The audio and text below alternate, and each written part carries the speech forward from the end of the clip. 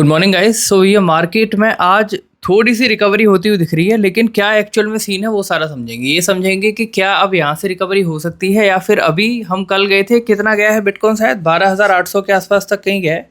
वो previous mark था जो हमने बताया था कि भाई यहाँ तक के आसपास कहीं आ सकता है। ये था तुम्हारा 12,645 और यहाँ से हम 2-3 बार पहले भी लौट चुके हैं। ठीक है, इथेरियम कहाँ तक आ गया था? इथेरियम आ गया था तुम्हारा लगभग 4,063 तक। मैंने ये कहा था कि अगर ये और थोड़ा नीचे आ जाता है 3900 के आसपास तक अगर आ जाता है तो भी एक हेल्दी करेक्शन होगा। ठीक है, तो अब ये देखना है कि क्या करेक्शन कंप्लीट हो गया या फिर थोड़ा सा नीचे यहाँ से और जा सकता है। लेकिन उससे पहले कुछ इंपॉर्टेंट न्यूज़ है, उसके बारे में बात करेंगे। लेकिन सबसे पहले जो भी भाई जो भी बहनें मेरी चैनल पे नए हैं, चैनल सब्सक्राइब कर लो, बेल आइकन दबा दो।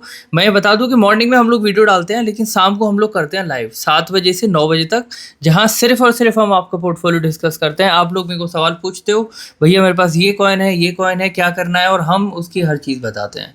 कौन सा अच्छा है, कौन सा बेकार है, नैरेटिव किसका अच्छा है, कब तुम एग्जिट मार सकते हो, कौन सी प्रॉफिट स्ट्रेटेजी तुम्हें यूज़ करनी चाहिए, एवरीथिंग। तो भैया सब्सक्राइब करके बेल आइकन दबा देना। अब सुनो कहानी ये है भैया कि ट्रंप ने आज सुबह फिर से ये बोला है कि जो जेरोमी पवेल है, इसकी वजह से जो हाउसिंग इंडस्ट्री है उसको बहुत ज़्यादा हर्ट हो रहा है। लोग बागों को मॉर्गेज नहीं मिल पा रहा है बैंक से। रीज़न क्या है? रीज़न यही है कि भाई रेट इतना ज़्यादा है कि लोग बाग वो लेने ही तैयार नहीं है ना। तो वो कह रहे हैं कि भैया कोई इन्फ्लेशन का साइन नहीं है, ऐसा कुछ नहीं दिख रहा है जिसकी वजह से इन्फ्लेशन हो, तो इनको रेट कट बहुत पहले कर देने चाहिए थे। अभी भी समय है और अब इनको रेट कट कर देने चाहिए। और मेरे को लगता है कि फ़िलहाल चारों तरफ से ये जो फोर्स है ये आ रही है। चाहे मैंने कई एनालिस्ट की बात करी है जो कहते हैं कि लगातार हो सकता है कि आपको 3 रेट कट देखने मिले। अब पूरी साल में 3 रेट कट ही बचे हैं खाली। रेट कट कहना ये है कि एफओएमसी की 3 ही तो टोटल मीटिंग बची हैं जब रिजल्ट आना है, तो हो सकता है कि आपको तीनों बार मिले। कुल मिला के ये है कि अगर सितंबर में रेट कट हो गया तो ये एक बड़ा बूस्टर हो सकता है। लेकिन जो लोग ऐसे हैं जिनको ये लगता है कि भैया रेट कट नहीं हुआ तो बुल रन नहीं आएगा, तो इतना ज़रूर कहना चाहूँगा कि रेट कट एक बहुत तगड़ा कैटलिस्ट होगा, नो डाउट। कि ऐसा जब वो न्यूज़ आएगी तो फिर आप बहुत तगड़ा एक पंप देखोगे ऑल ऑफ सडन। लेकिन अगर रेट कट नहीं भी हुआ तो भी बुल रन तो आएगा मेरे भाई, ये समझ लो बात को। और ये समझाते समझाते मैं थक गया हूँ। तो एक तो पहली चीज़ भैया यहाँ पे ये है।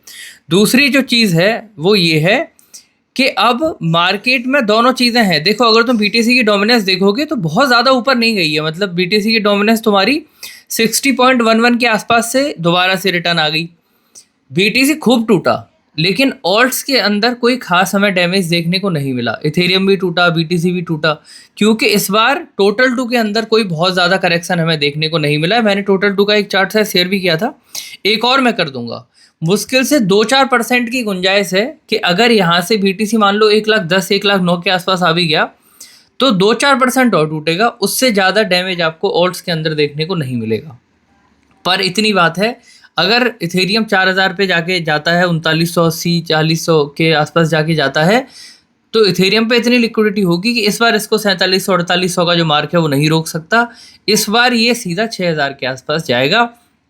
बीटीसी तुम्हारा भले ही ऐसा हो कि यहाँ से चले 17-18 हज़ार पे थोड़ा स्टॉप ले, फिर 1.20 1.22 पे थोड़ा स्टॉप ले, वहाँ थोड़ा हल्का एक्यूमुलेशन करे, और उससे हमें कोई दिक्कत नहीं है।